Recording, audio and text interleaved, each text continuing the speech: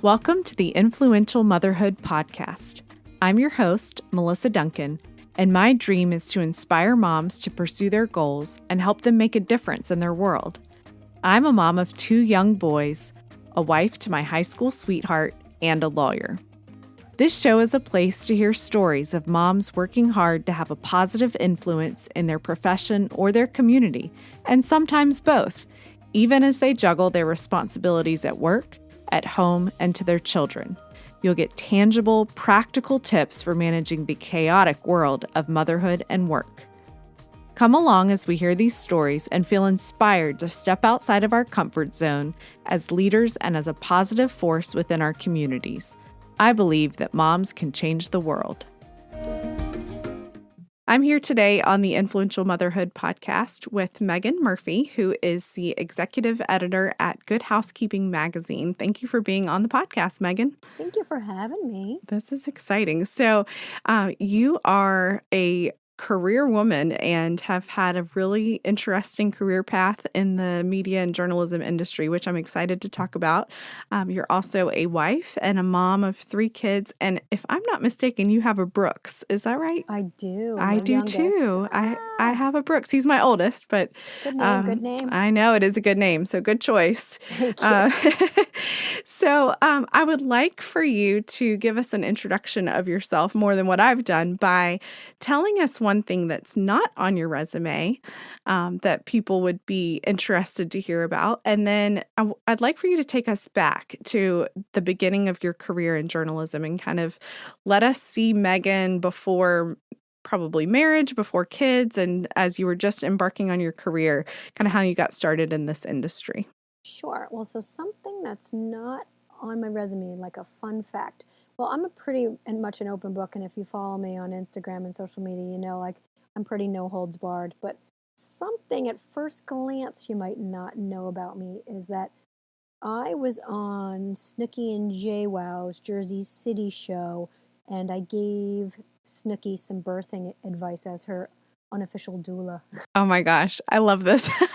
So that I take a little pride in that. I mean, I told her what it's really like. I love it.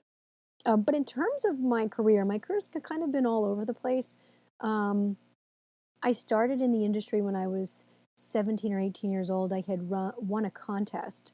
I wrote an essay on overcoming adversity, and I was a Horatio Alger National Scholar. And by virtue of winning that, it was a $10,000 college scholarship, and I got some national media attention. I was on an NBC special highlighting scholars across the country who had won this award from all the different states. And from there, YM Magazine featured me in an article. And I sort of turned that into an internship. So I was like, oh, yeah, great. I'd love to be profiled, but I'd like to write it and I'd also like to intern for you. And so I did. And I was interning there when I was 19, still going to school. I was studying acting at Mason Gross School of the Arts and was kind of juggling sort of a bit of an acting career, doing some commercials and voiceovers, and then hosting on MTV. And then I was tapped by Time Inc. to help launch Teen People magazine. So I worked on the startup of that while I was simultaneously doing some hosting work on MTV. And then I went into Delia's, which was a store back at the time, and helped launch a website for them called iTurf. And from there, I went back to Victoria's Secret and worked on the creative team, working on the Pink launch. And from there, I went to Hearst, back into magazines, and helped launch Lifetime magazine from Lifetime Television Network. Did about 9 months there, and then popped over to Cosmo and was a senior editor there for 3 or 4 years, doing sex, relationship, happiness, fitness, you name it. And from there, I was tapped by Self magazine. A lot of these magazines rest in peace because they no longer exist. But I was the fitness director and the deputy editor at Self magazine for almost 8 or 9 years. I created the Self Challenge and worked on photo shoots, did workout videos with Jillian Michaels. I am a certified trainer as well, kettlebell certified, spin certified. So I am a fitness expert also, and got to flex those muscles quite literally at my time at Self. And then I got tapped to go to Good Housekeeping. And if you kind of follow my career path, I would say I never had any career goals per se. I just followed my passion. So it was like when I was in the teen books, I was pretty much a teenager. When I was at Cosmo, I was single. I call those my selfish formative years where I was getting engaged, getting married, having my first and second baby. And when I landed at Good Housekeeping, it was legitimately when I moved to the burbs, gave birth to my fourth kid, and needed a swing set and a fence. So it really kind of, my career just like kind of basically mirrored my life. Okay, so as you transitioned from all of these jobs, like you said, you were, following kind of where you were in life and following your passions at the time. Were you searching for new jobs at the times of those transitions? Because, a lot of times I think people take their first job and are afraid, is this going to be the job that I'm committed to forever and ever and ever? Or was it just kind of people would approach you to make these transitions? Or did you feel an itch at each of those transitional times to go looking for something different? Sure. I weirdly would say I never actually looked for a job. I looked for things that excited me, things I could care about, things I felt passionate about. Mm-hmm. I'm a person, if I can't do something with passion, I pretty much can't do it at all. Yep. So I kind of fell into the teen books because I had written this essay about something, overcoming adversity and some struggles, and finding the good, and overcoming some of that. And, I loved working in teen magazines. And then I got tapped for the next job, and tapped for the next job, and tapped for the next job. I never really actively looked for a job. I'm also quite a connector, though. I talk to everybody, I engage with everybody. If I meet you and I know you like daisies, and I meet somebody else likes daisies, I'm going to make sure you know each other Yeah. so that you can get really excited about daisies together. I'm just that person. So I think that it has helped me along the way because I'm constantly engaging and connecting and helping other people find the right opportunities. And those people often turn around and help me find the right opportunities.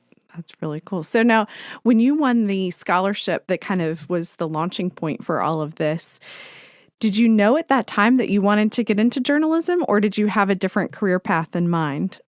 I wanted to be a performer. I wanted Okay. to study acting. I went to Mason Gross School of the Arts to study acting. I had some journalism aspirations. I had been a cub reporter at the Star Ledger in New Jersey, and I loved um, covering human interest stories. I mean, I did everything from covering like the courts and fires to profiling local heroes, like an exterminator. One of my Mm-hmm. favorite profiles I ever did was this exterminator who I called the Sultan of SWAT, and just wrote this really fun and flowery profile of him. So, I mean, I had some newspaper chops just by getting thrown into the Star Ledger or a local paper. Mm-hmm. Um, and so I loved telling stories. I loved creating content. I didn't necessarily want to be a magazine editor. That kind of happened. Right. My career path was sort of like, oh, I want to be an actress, whatever that means. Yeah.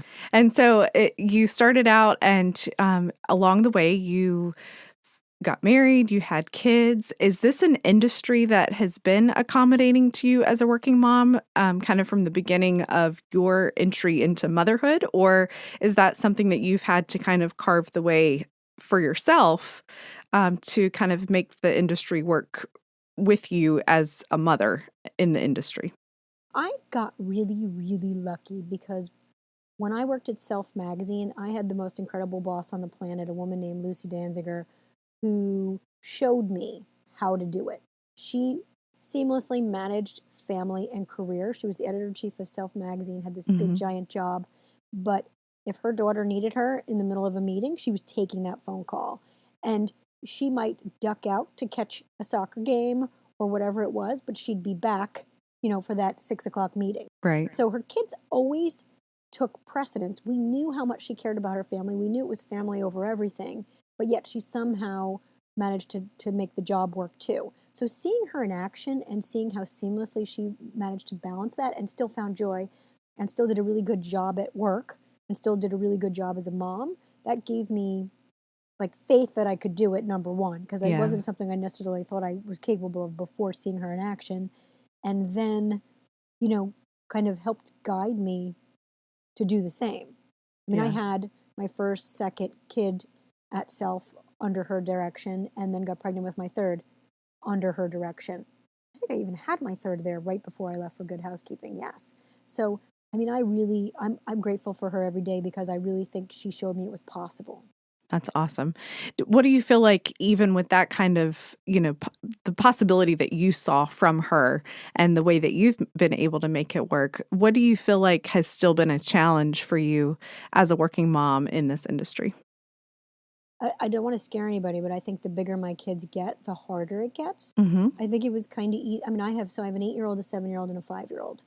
Um, Before they could say, Mommy, don't go to work. Right. Mommy, I miss you. Mommy, don't go on that business trip. Mommy, I wish you were home like the other moms. Mommy, I wish you were at pickup. Mommy, I wish you were at drop off. I mean, you know how Yeah. it goes on and Yeah. on and on. As they get bigger, and I want to be there for the 1 o'clock school musical performance, how am I doing that? I commute to New York City. And Yeah. I want to be there, for the play date or to pick them up and surprise them. I can't do all of those things. I mean, a lot of the day-to-day stuff I miss out on. And what I always say time and time again is I really do work hard at creating what I call memory makers. Mm-hmm. So, last week alone for my son's birthday, I came to class and I recreated a Good Housekeeping toy testing session. And every kid got a toy to test and a whole questionnaire screener thing that I filled out where they're reviewing the toy and writing, drawing a picture. I mean, I had little girls screaming like, "We get to keep the toy. Oh, that's awesome. James, your mom's the coolest thing ever."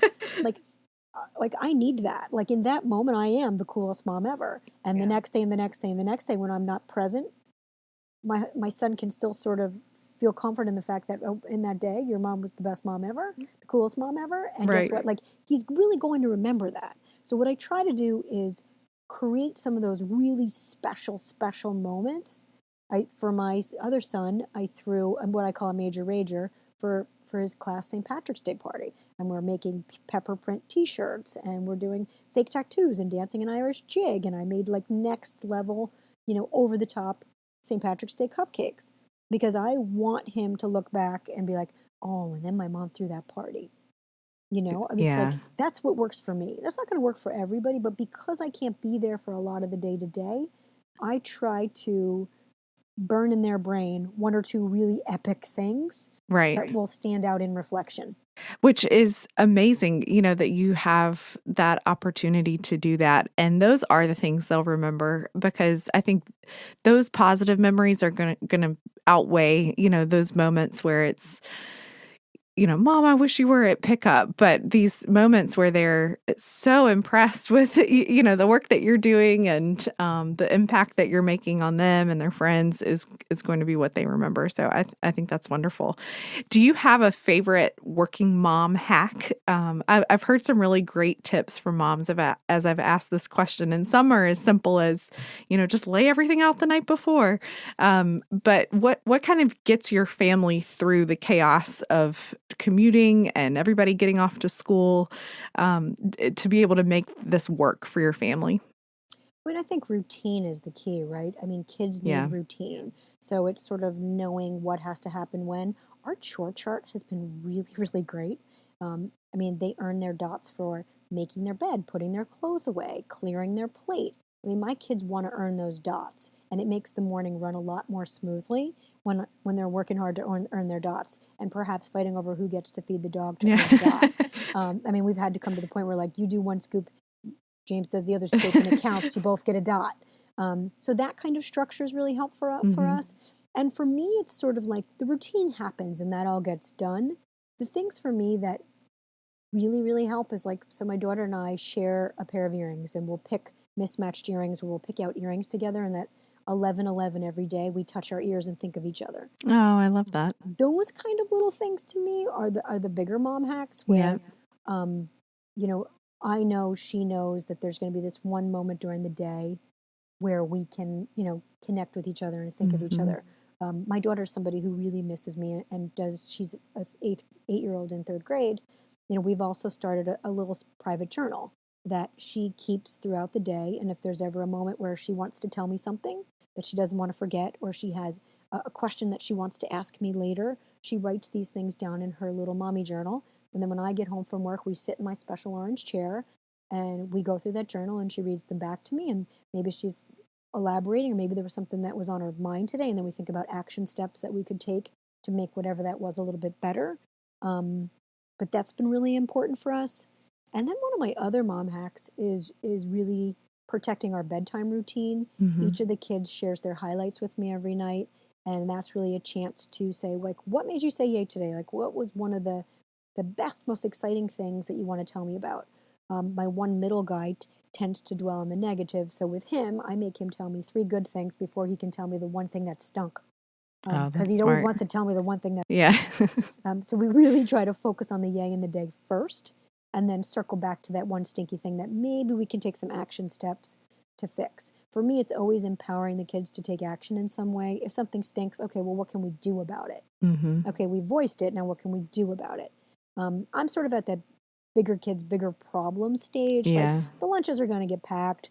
Like, you know what? If they don't comb their hair, I'm not crying about it. If they want to wear mismatched sneakers, who cares? Like, Right. if they want to wear the same outfit every day, I don't care. Like, those aren't the things that Yeah. I'm now dwelling on. It's sort of like, how can I keep them happy, healthy, kind, and confident? I love that. Is that something that you felt like was modeled to you? Or, I mean, is that something that in your, job you've been able to gather all these ideas, or is that just something that kind of has come naturally to you in thinking of these ways? I know you said you're a connector, so I suspect that in a lot of ways this is natural for you.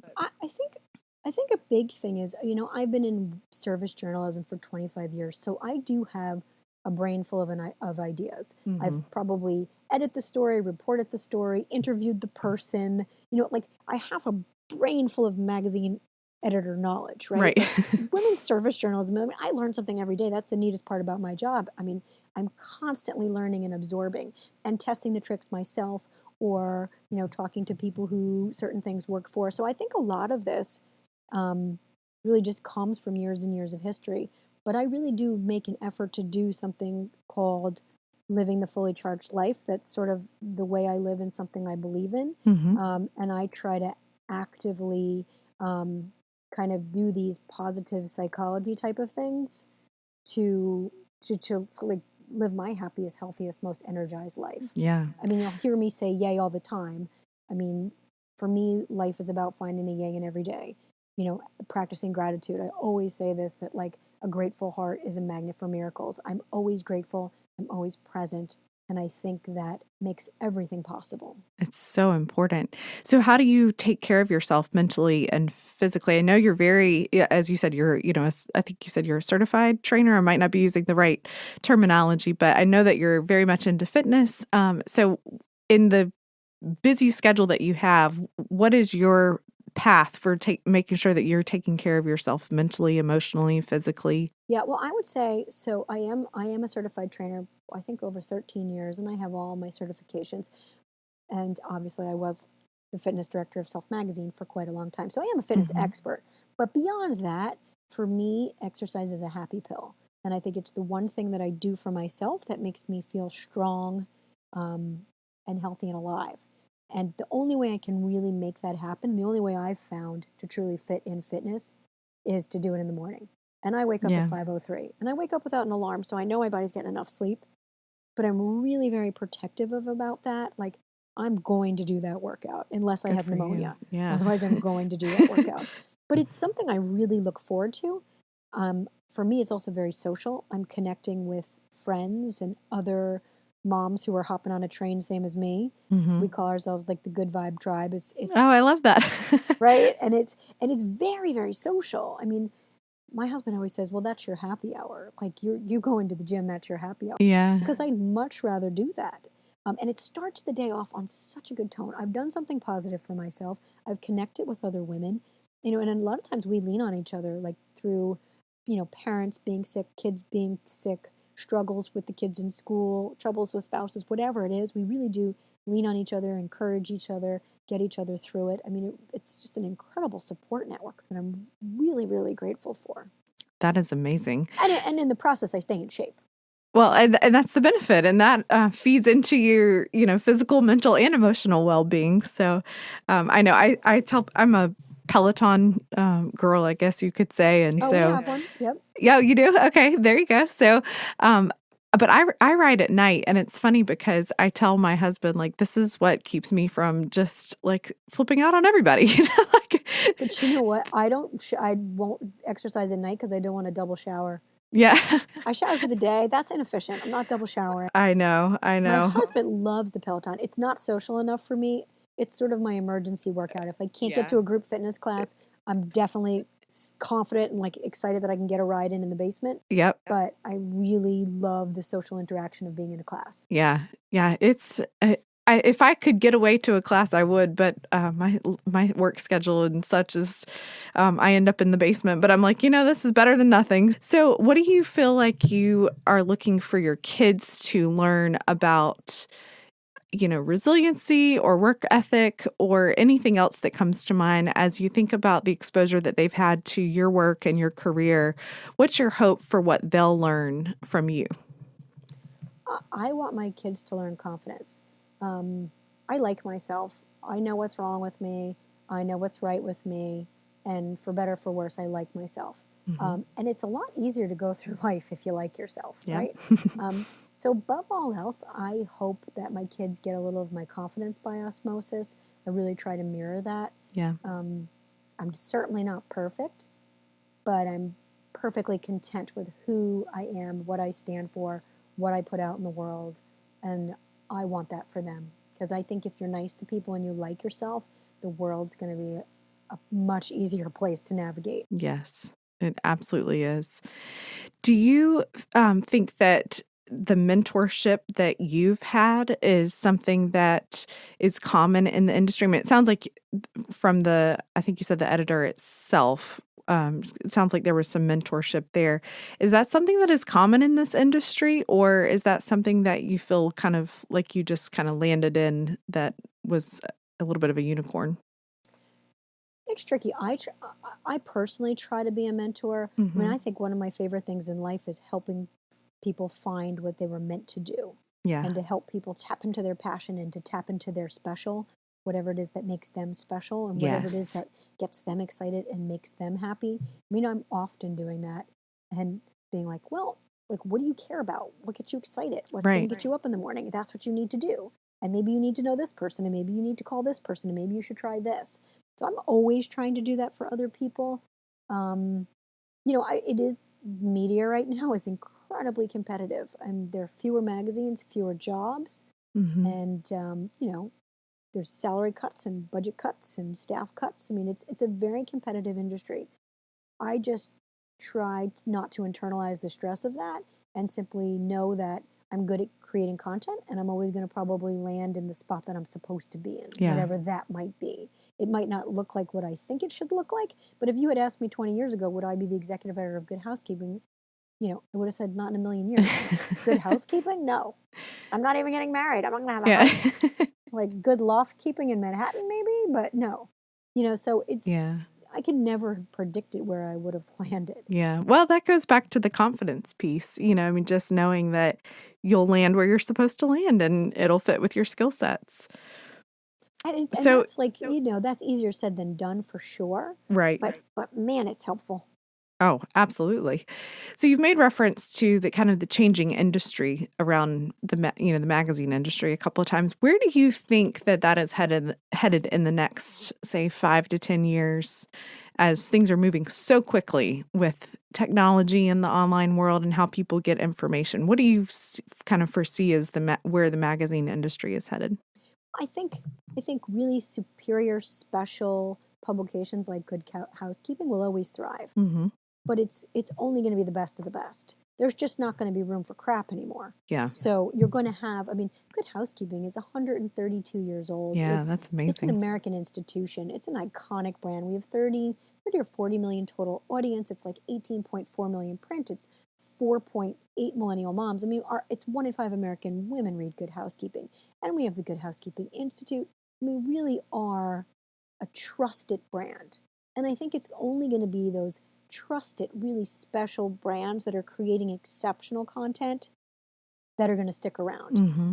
And I think Good Housekeeping under Jane Francisco's, guidance over the past 5 years has really become a beautiful, special coffee table worthy magazine. I mean, I match my manicure to the cover of Good Housekeeping every month, and I wouldn't have it any other way. Oh, I I mean, it's a love that. beautiful magazine.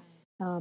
It's the kind of thing you want to feel, you want to touch, you want to dog ear the recipes because you're going to be making it later. So I think those kind of special, prestigious magazines and print publications will still have a place, but the junk is going to get weeded out. Yeah. Which isn't a bad thing. I mean, we're inundated with so much information these days because of how much comes at us, online that I think that that's important, that what is kind of left, whether it's online or in print, is really high quality and is worth our time and attention. 100%. It has to be something special that you can't get online. I Right. mean, a lot of what stinks about some of the online stuff now is it's not necessarily vetted by an expert. It's not necessarily researched. Just because it's like number one in the Google search engine doesn't mean it's fact. Right. And a magazine like Good Housekeeping, we have an entire research team. Anything you see in print in Good Housekeeping is tried and trusted. Yeah. And that's not the case with everything anymore. Yeah. Hey friends, popping into this fun episode to remind you to take a quick second to subscribe to the show so you never miss an episode. And don't forget, you can also sign up for bonus episodes and content from my monthly newsletter at melissaduncan.com/join. Thanks for listening, and let's get back to the show. So as you've been you've probably had the opportunity to test so many things and be exposed to so many things during your time as an editor at Good Housekeeping. What would you say is the number one thing that you've had a chance to try or learn about that moms who are listening should definitely have or use in 2019? My gosh, I'm boring, but I'm vacuum obsessed. Oh, okay. Oh, I'm vacuum obsessed. I collect vacuums. I have a stellar vacuum collection. Basically have a vacuum on every floor. And for me, the Dyson Stick Vac was a game changer in the kitchen. Okay. Wall mounted inside my inside basement door, so you don't see it in the kitchen. Mm-hmm. But it made me let my kids eat muffins again.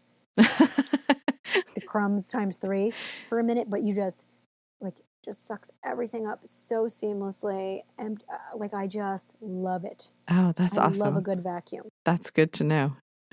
And I'm also obsessed with Wine Away. It's one of my favorite products on the planet. And yes, it works on wine, but it's good on everything. My daughter just ate an acai bowl and had brand new sweatshirt on and was covered in red berry stains. And I just squirted that thing with Wine Away, threw it in the wash, and the sweatshirt was just as good as new. Oh, that's amazing. amazing. It works on like popsicles, blood, berry stains. I mean, I give it as a gift. I feel like everyone needs Wine Away in their life, especially moms. I mean, my dog had a bloody fingernail, got all over the couch. Wine Away, it's fine. I'm like, go ahead, make a mess. I've got Wine Away. That is amazing. So it's like a liquid that you squirt, you said? Yes, it's called Wine Away, and it comes in like a squirt bottle. There's travel sizes, which I keep in my purse, and then a full size, which I keep in the house in several different rooms. And you just spritz it on. It has sort of a citrusy smell. The mixture itself is proprietary, so I'm not sure exactly what's in it because people have been trying to copy it. But it magically dissolves stains. And the mom who created it is a lovely person. She's been to visit the Good Housekeeping offices, and she's really, really cool. Well, we love to support a mom effort, so there we go. It's like a small scale mom business, which makes me even happier. That is awesome. I bet you do get to see a lot of really amazing, things. I was reading an article that you did an interview, and you said that there was something on your desk, and the key was coming in like 3 days or something. What ended up arriving? Mystery toy. Can you tell us about that? Oh my goodness, I can't remember what toy it was.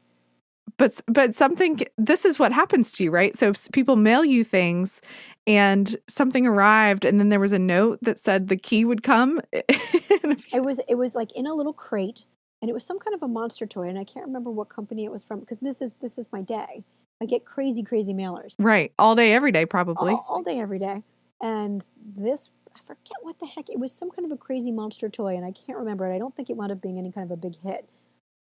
But yes, and then the key subsequently came, and then I had to open it to reveal this toy monster. Oh my gosh. I had another package. We got this crazy mailer. I had to break the glass to get to the clothing item below it, and I'm like, but now what do I have broken glass in my office now, and I don't have goggles, and I'm breaking glass. I mean, sometimes they go to great lengths because, PR companies now just want you to Instagram everything. Yeah. So they go crazier and crazier and crazier, and sometimes I'm like, Could Too it far. just be a box? Yeah. That's a lot of packaging for one shoe. And now you have glass all over the clothes you're supposed to put on your body, right? And like, P.S. Now I'm going to ruin my manicure. Thanks a lot. That's really funny. I'm sure the stories you could tell from the time in your career is probably amazing. So you're young, and I feel like that perspective that you've brought as a young mom of 3 kids, I'm just sort of liking the fact that you called me young. you are I'm young. just going to dwell on that for Just a live in second it. because I'm young. You are young. You are young. So what do you feel like your perspective has brought to Good Housekeeping in the time that you've been there? Sure, I hope to. I feel like I inspired the family room section a bit. Mm-hmm.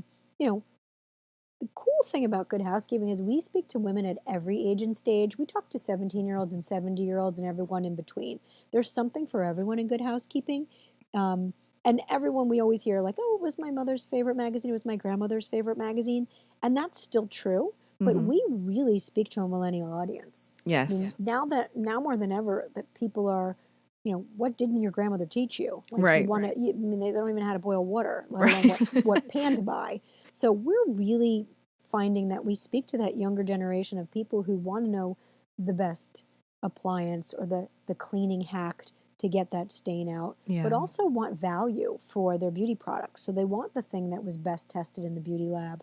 They don't want to buy 5 different face creams. They just want to buy the best face cream that's been vetted by our chemists and our beauty lab experts. Yeah. I think that's how it goes. Well, and I think that, going back to the amount of noise that we get, I'm just barely a millennial, and I kind of am in that in between whatever was before millennials and then millennials, because I was born right on that cusp. So in some ways I'm a millennial, but not completely.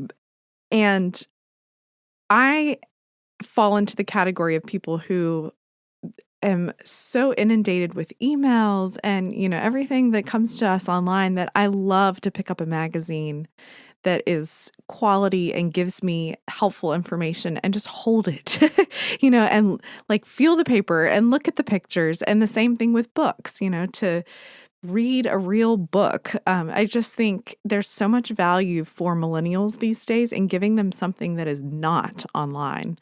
And like you said, giving them this tried and true, tested by experts information, because there's so much that is coming at us from the internet. So I applaud you for continuing to make way for that information to get through to millennials, because I think that that's really important. And I think that as a millennial, I can say that I think it's valued. And I think that's how it's remained successful. I mean, you have to put your devices down at some point, and Right. you have to also know that everything your device is telling you is just not fully researched and accurate. Right. So, and I just think there's just something so magical and romantic about holding a magazine in bed, or holding a magazine in an airplane, Yeah. or even in the nail salon. Like, I just want this tactile experience of paper. Yes, I completely agree. So what goals do you have for 2019 or for the next couple of years? Kind of what's next on your dream big list? I know that you have never really kind of looked for the next opportunity. It's just kind of been your path, and not that you're looking for another opportunity. But as you think about where you are in your career, what do you feel like is next for you, even, at Good Housekeeping? I would say, hopefully, what's next for me is continuing to innovate and create content on different platforms. I love doing video and doing all of that. Mm-hmm. And I really do dream about writing a book. I just feel like I have so much to share, and so much I'm excited to share.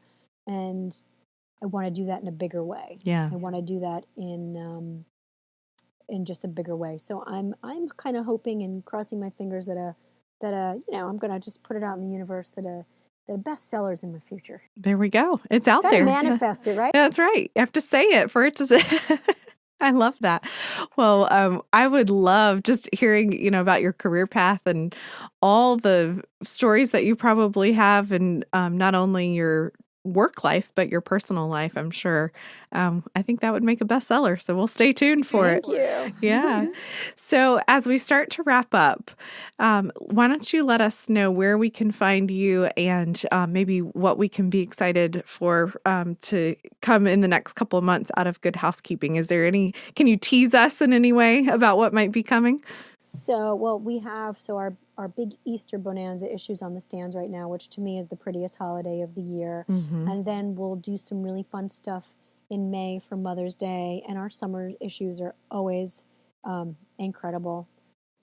Lots and lots of great recipes, Yes. delicious things to eat, fun projects to try, lots of great organizing tips and tricks, and of course, all the cleaning hacks. Our cleaning and beauty awards are in the May issue, and I have to say, our Queen of Clean, Carolyn Forte, truly outdid herself with the cleaning awards. All of my favorites are in there with some great tips and tricks.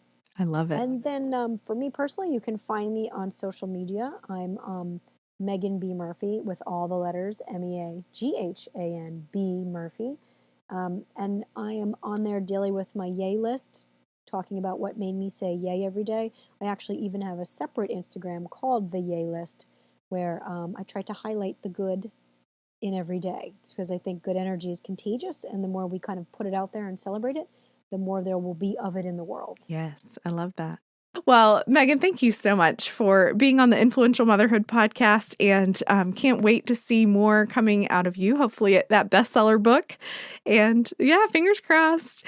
And just looking forward to so much more good, helpful information coming out of Good Housekeeping. And thank you for all the work that you do. Thank you. Yeah. Oh my gosh, this was super fun. This was fun. Thank you. Thanks for tuning in for another inspiring episode of the Influential Motherhood podcast. Be sure to follow my own journey in motherhood and work at Melissa Duncan JD on Instagram, and follow the behind the scenes of the podcast at Influential Motherhood on Instagram and Facebook. If you're enjoying the Influential Motherhood podcast, please take a second to leave a rating or review in iTunes. It is how you can help other moms find the show so they can be inspired by these stories. See you next week.